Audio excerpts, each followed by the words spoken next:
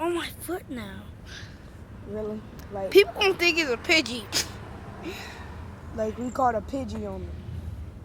I wonder if it bites my foot. Don't do that. I want to see. You see how it was I think the mama bird's right there.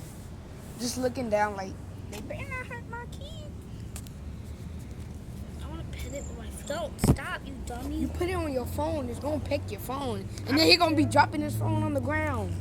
He gonna be like this. Oh, that's enough. That's enough. It's like, oh, I think she doo-doo. Let's throw up. Get down. Down. Nope, that's crap. You have pigeon crap on your foot. Let me see. I have a bird crap. Oh my Dumb. god. Let's throw up. Bird poop's white. Yeah. Oh, I'm gonna go wash off my Jordan. A bird threw up on your shoe. Derp. let me take a picture of that. A bird pooped on my shoe. Oh, his ugly Jordan. I mean, threw up on the shoe. Where'd the bird go? This bird can't fly. It's a baby. This stupid. We need to help it get up there to his. How are we gonna do that? It's right there. Oh!